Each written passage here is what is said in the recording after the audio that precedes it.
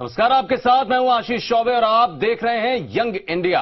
साल 2019 में आम चुनाव को लेकर सियासी दल पूरी तरीके से बिसात बिछाने में जुटे हुए हैं। सियासी दल सत्ता पर काबिज होना चाहते हैं और इसके लिए जोर आजमाइश में पूरी तरीके से लगे हुए हैं। लेकिन बिना वोटर को साथ लिए सत्ता की सीढ़ी आखिर कैसे चढ़ेंगे?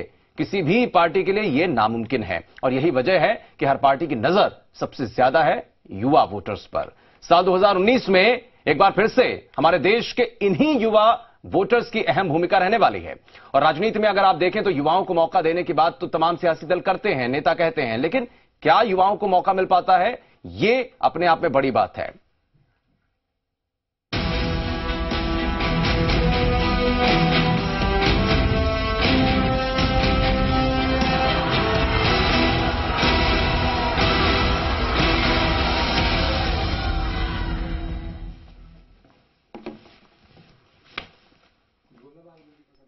हवा देना शुरू कर दिया है। किसी पार्टी के लिए राम मंदिर बड़ा मुद्दा है तो किसी पार्टी के लिए राफेल बड़ा मुद्दा है, लेकिन नौजवानों के लिए सबसे अहम मुद्दा क्या है, ये एक बड़ा सवाल है। क्या हमारे देश के युवा इन मुद्दों से अलग कुछ और सोचते हैं? आखिर युवाओं के मन में कैसे सपने पलते हैं?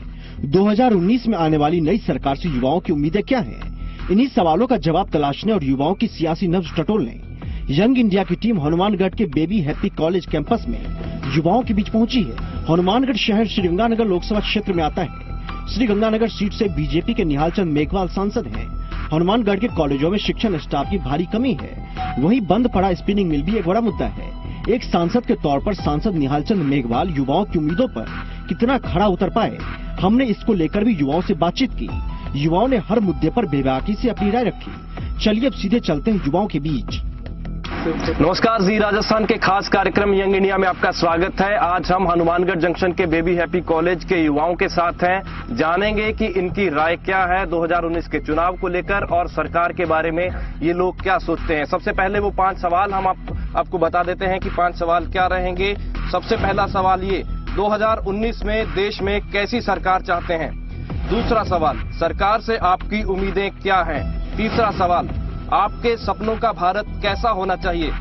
चौथा सवाल है, अगर आप एक दिन के लिए पीएम बनते तो क्या करते? पांचवा सवाल है, आपका सांसद आपकी कसौटी पर खरा उतरा या नहीं?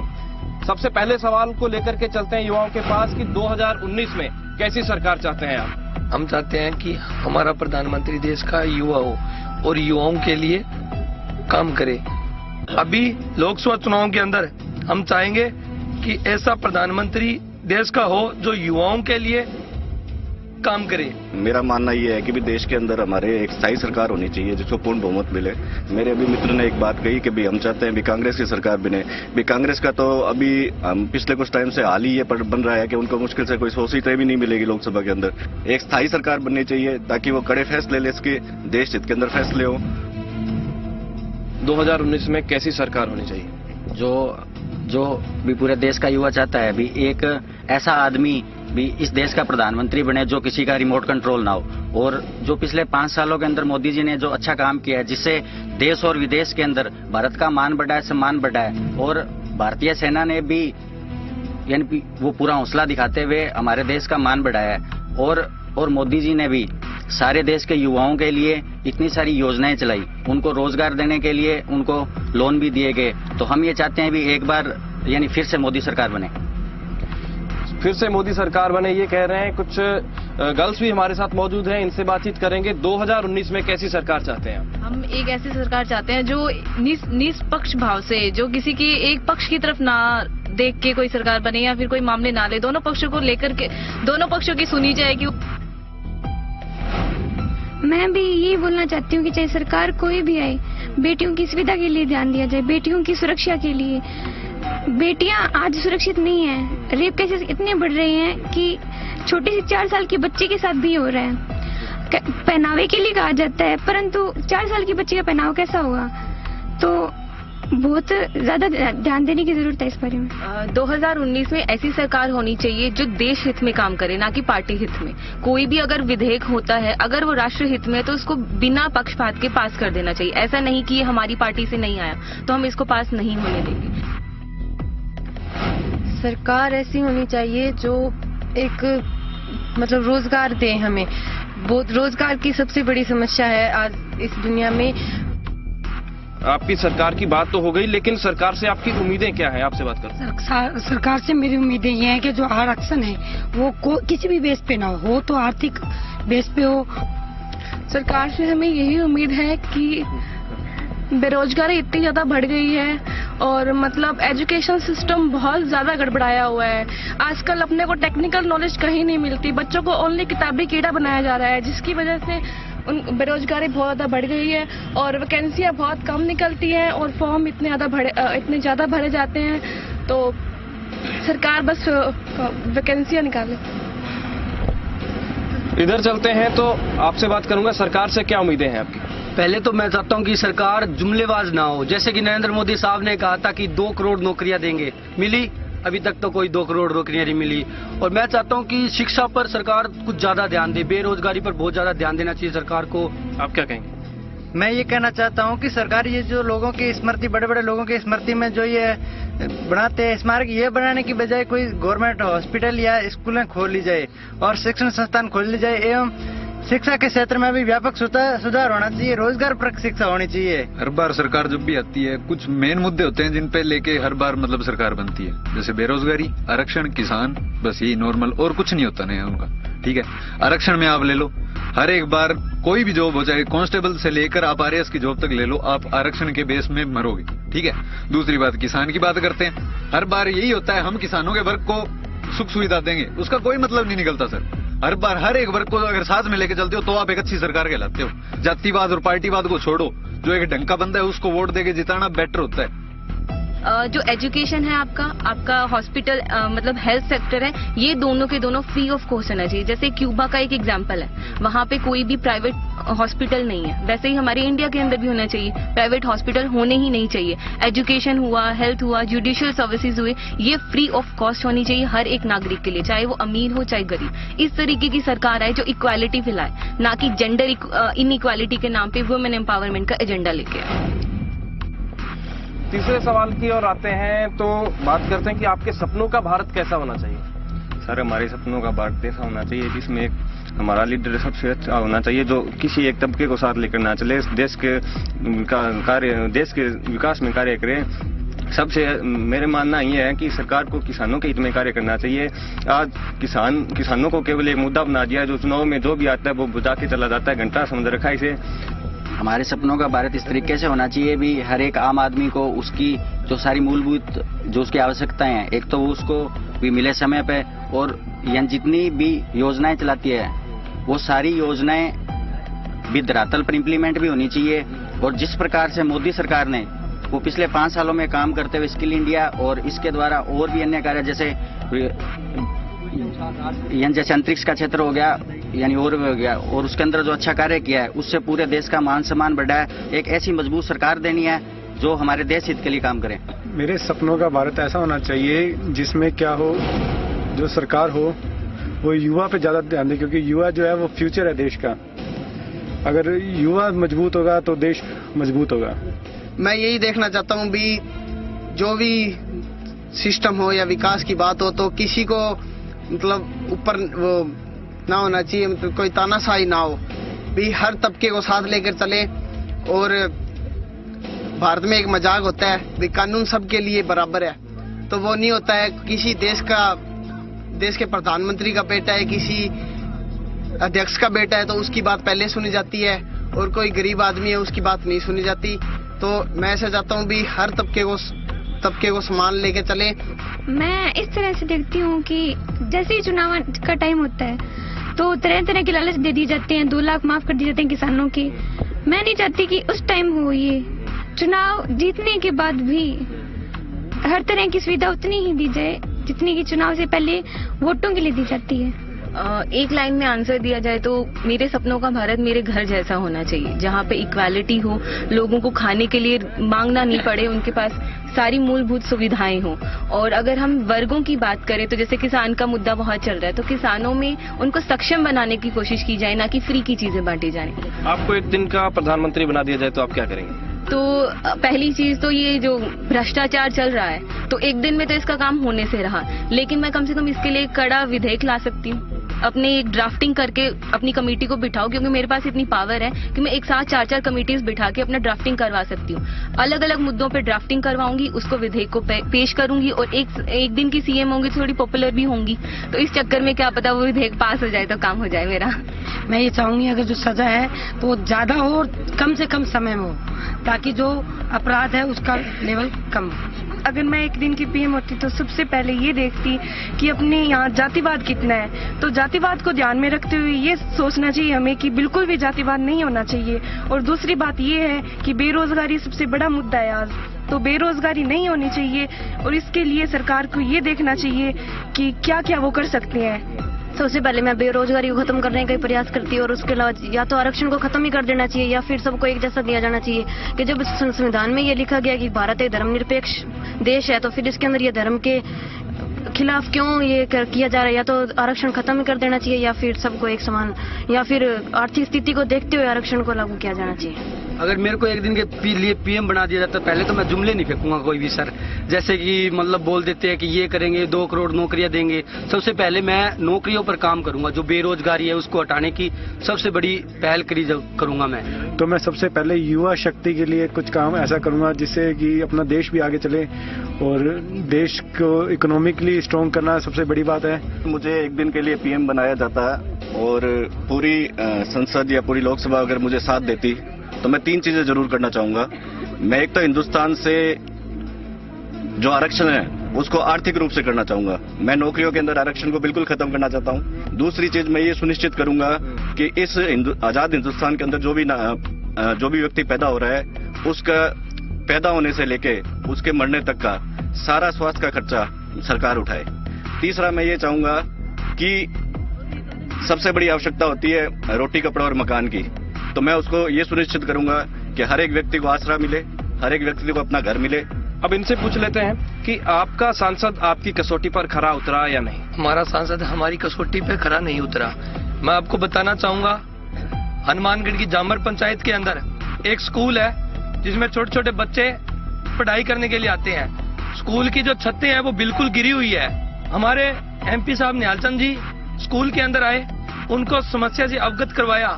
सांसद साहब ने घोषणा की 50 लाख रुपए की। उन घोषणाओं को किए हुए 4 साल हो गए और सरकार दोबारा बनने को जा रही है, वो बिल्कुल पूरी नहीं हुई।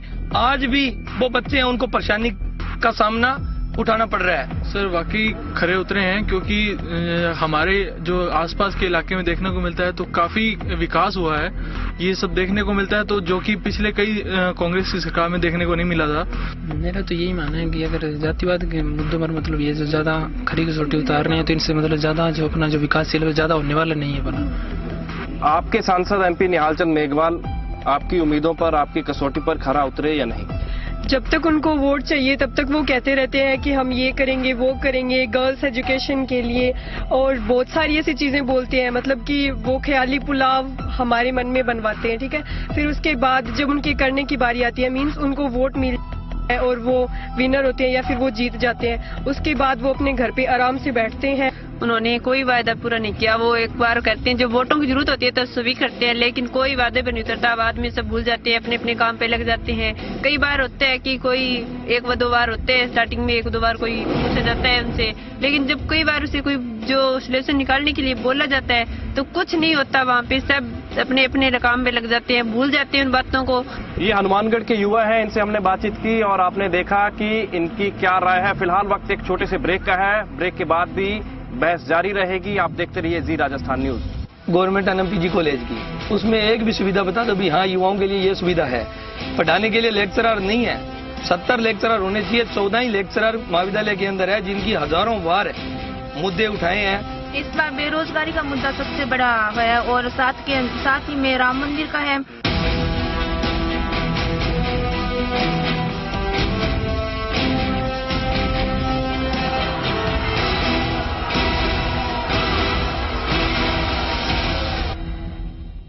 ब्रेक के बाद आपका स्वागत है। आइए, युवा तमाम हमारे साथ जुड़े हुए हैं, इनसे फिर सवाल करेंगे, इनसे बात करते हैं। किसी भी तरह की कर्ज माफी कितनी जायज है? जो किसान गरीब है तो कर्ज माफी उनकी होनी चाहिए।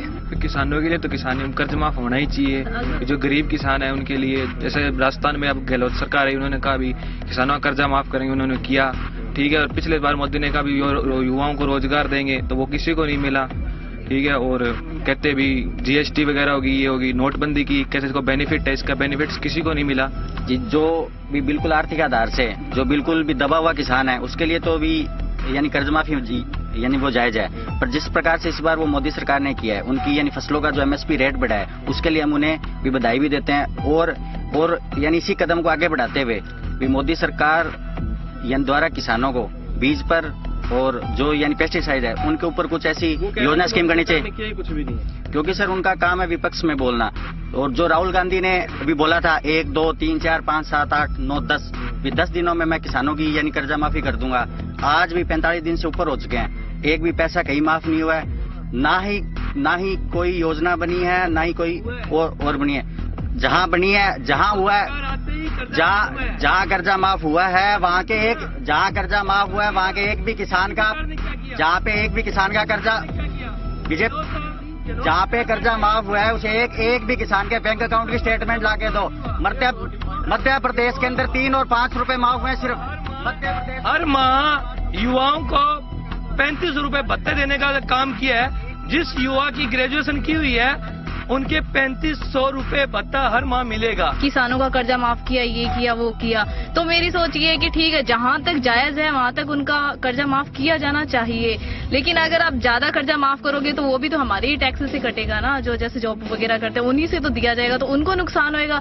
जहां तक जायज है उनको दो, जायज नहीं है तो मत दो उनको। अगला सवाल है कि आरक्षण के बारे में आप क्या सोचते हैं? आरक्षण के बारे में पहले भी बोल चुकी हूँ, आरक्षण नहीं होना चाहिए। कुछ वर्गों में जरूरी है, वहाँ पे होना चाहिए। जैसे हमारे जो ट्राइबल यूनिट्स हैं वहाँ पे वो पिछड़े हुए, ना तो वहाँ पे सारी सुख सुविधा खाने पीने की भी नहीं है, ना ही वहाँ पे शिक्षा है, तो उनको थोड़ी सी आगे लाने के लिए होनी चाहिए। लेकिन बहुत सारे सेक्टर्स हैं जहाँ पे बिल्कुल भी नहीं होनी चाहिए, जैसे जो ऊंचे तबके की जो हमारी ये जॉब्स होती हैं उसमें नहीं होना चाहिए। IAS RAS लेवल में बिल्कुल भी नहीं होनी चाहिए, क्योंकि अगर उनको पता ही नहीं है कि कैसे एडमिनिस्टर करना है, कैसे उन सब चीजों को चलाना है, तो वो कैसे करेंगे। उसके अलावा हमारा एजुकेशन है और हमारा हेल्थ है, उसके अंदर तो बिल्कुल भी आरक्षण नहीं होना चाहिए।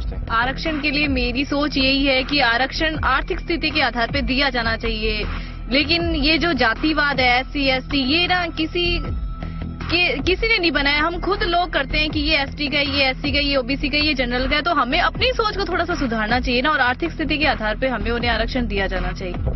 और भी कुछ लोग हैं, इनसे बात करेंगे। आरक्षण को लेकर आप क्या सोचते हैं? जो आर्थिक आधार पे जो यानी बहुत ज्यादा पिछड़े हुए लोग हैं उनको भी आरक्षण भी मिलना चाहिए। और जिस प्रकार अभी मोदी सरकार ने जो भी सवर्णों को आरक्षण दिया है 10% का, वो भी एक बहुत अच्छा कदम है उनके लिए, क्योंकि इसमें भी कुछ ऐसे लोग हैं जो बहुत ही ज्यादा पिछड़े हुए हैं, उनके लिए भी रोजगार के क्षेत्र में भी उनको अच्छा भी मान मिलेगा, सम्मान मिलेगा। और इससे जो देश का जो यानी युवा पिछड़ा हुआ है वो भी आगे आएगा।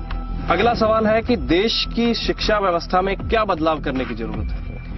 देश की शिक्षा व्यवस्था के अंदर मोटा ये बदलाव करने की जरूरत है कि सबसे पहले आप हर बच्चे की पढ़ाई का सुनिश्चित करें कि उसका खर्चा सरकार उठाए, क्योंकि बहुत से ऐसे कोर्सेज होते हैं जो बच्चे करना चाहते हैं, मेहनती होते हैं, लेकिन वो कर नहीं पाते हैं क्योंकि उनकी फीस बहुत ज्यादा होती है।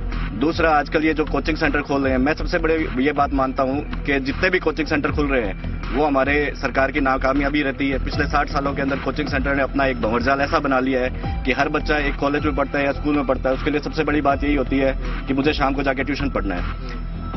अगर आप किसी अच्छे कॉलेज के अंदर पढ़ रहे हो, कोई अच्छा स्कूल आपने बनवाया है, उस स्कूल के अंदर बच्चे शिक्षा प्राप्त कर रहे हैं, तो ये कोचिंग से उसको निजात मिलनी चाहिए। शिक्षा के रूप में पहले भी बताया हमारे दोस्त ने कि लड़कियों के लिए एजुकेशन, लड़कियों के लिए एजुकेशन। मुझे सिर्फ एक चीज का थोड़ा सा चेंज करना है, एजुकेशन सबके लिए इक्वालिटी के साथ होनी चाहिए। ऐसा नहीं है कि वुमेन एम्पावरमेंट करो, वुमेन एम्पावरमेंट करो, बल्कि उसकी जगह एजेंडा होना चाहिए जेंडर इक्वालिटी। जब हम कहते हैं कि वुमेन एम्पावरमेंट, मतलब कहीं ना कहीं हम लड़कियों को कम आंक रहे हैं, हम कहीं भी कम नहीं है। और अगर लड़कों के ऊपर पैसे हमारे घर वाले लगा सकते हैं तो लड़कियों के ऊपर भी लगा सकते हैं। मैं तो बात करूंगा गवर्नमेंट NMPG कॉलेज की, उसमें एक भी सुविधा बता दो भी हाँ युवाओं के लिए ये सुविधा है। पढ़ाने के लिए लेक्चरर नहीं है, 70 लेक्चरर होने चाहिए। 14 ही लेक्चरर महाविद्यालय के अंदर है, जिनकी हजारों बार मुद्दे उठाए हैं। भास्कर ने अभियान चलाया, पत्रिका ने भी अभियान चलाया, पूरी मीडिया को इस चीज का पता है। और रही बात हॉस्टल की, हॉस्टल के 14 रूम हॉस्टल के ग्राउंड के अंदर बैक साइड में बने हुए थे, हॉस्टल बिल्कुल जर्जर है और बनाई सारे टूटे हुए हैं। मैं तो कह रहे हैं कि एनएसयूआई का ही अध्यक्ष वहां से जीत रहा है पिछले 21 साल से। सरकार बीजेपी की थी ना, एनएसयूआई का अध्यक्ष जीत रहा है। इनकी बात सही है, एनएसयूआई का अध्यक्ष जीत रहा है। एनएसयूआई का अध्यक्ष तो क्या करेगा, सरकार से गुजारिश करेगा, धरने प्रदर्शन किए, ज्ञापन वगैरह दिए, लेकिन इनकी मौजूदा सरकार थी, इन्होंने क्या किया?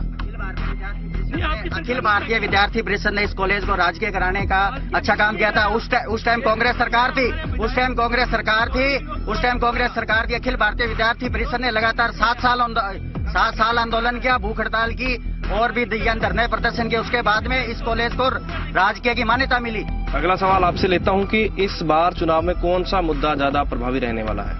लगभग ये राम मंदिर विवाद का ही मुद्दा ज्यादा चर्चित रहने वाला है। राम मंदिर की बात इन्होंने कही है, आप क्या मानते हैं इस बार चुनाव में कौन सा मुद्दा ज्यादा प्रभावी रहने वाला है? राम मंदिर का मुद्दा प्रभावी रहेगा, किसानों की कर्ज माफी का मुद्दा प्रभावी रहेगा, युवाओं को नौकरी देने का मुद्दा प्रभावी रहेगा।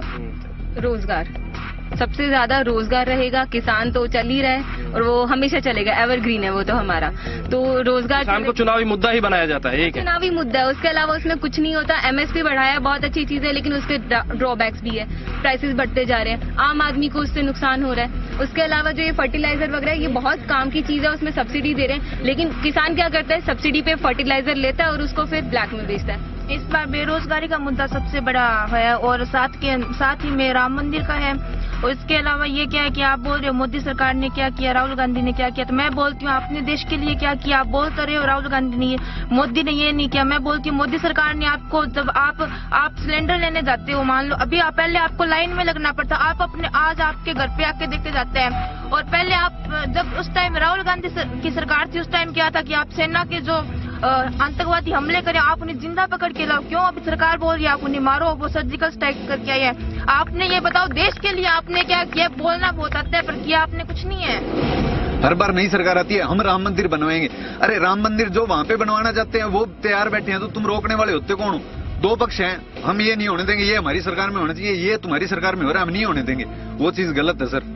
कम से कम दो चीजें अगर चल रही है ना साथ में, देश के विकास के लिए चलो आप, अपनी पार्टी के विकास के लिए नहीं।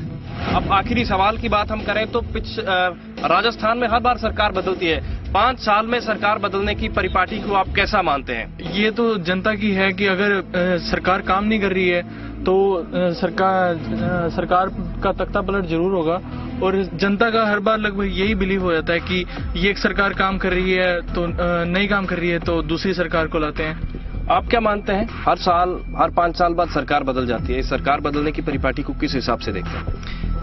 अब की बार ऐसा नहीं चलेगा। अब की बार ऐसा चलेगा जो काम करेगी, जो सरकार काम करेगी, रोजगार के लिए काम करेगी, किसानों के लिए करेगी, तो अब की बार इसका बदलाव होगा और दोबारा फिर से कांग्रेस की सरकार बनेगी। आप क्या मानते हैं, हर बार 5 साल बाद सरकार बदल जाती है, इस परिपाटी को किस हिसाब से देखते हैं? मैं यही चाहता हूँ कि जैसे पिछले मोदी जी जीते थे तो उन्होंने रोजगार के लिए, किसानों के लिए या किसी तबके के लिए सही कार्य नहीं किया।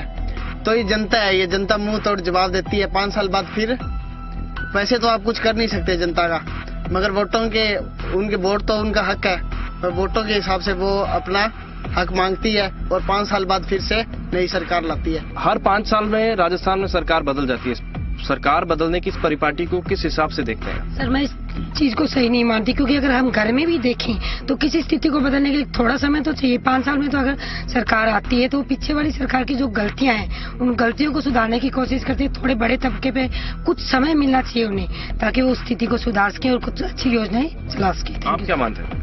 ये बस 5 साल में तो पीछे वाली जो होती है उसको दोहराया जाता है। उसे कुछ ज्यादा समय हो तो उसको पीछे की जो सोचेंगे फिर वो कुछ करेगा। 5 साल में तो 2-3 साल तो ऐसे निकल जाते हैं, कुछ होता नहीं है। बाद में जो 2-3 साल होते हैं। मैं भी ये मानती हूँ कि सरकार का टाइम बढ़ाना चाहिए। अगर वो अच्छा काम कर रही है, अगर वो गलत टाइम का फायदा उठाकर गलत काम कर रही है कि हम अब इतने टाइम तक तो हम ही हैं, तब उस टाइम उसके खिलाफ भी कुछ करना चाहिए। विपक्ष की पावर इतनी बढ़ानी चाहिए कि सरकार गलत कदम उठा ही ना सके। समय तो बढ़ाना चाहिए, मानती हूँ। आज हमने आपको हनुमानगढ़ के बेबी हैप्पी कॉलेज से दिखाया कि हनुमानगढ़ का युवा क्या कहता है। यंग इंडिया के कार्यक्रम में बस इतना ही। कल फिर किसी और कैंपस से मुलाकात होगी। आप देखते रहिए जी राजस्थान न्यूज। नमस्कार।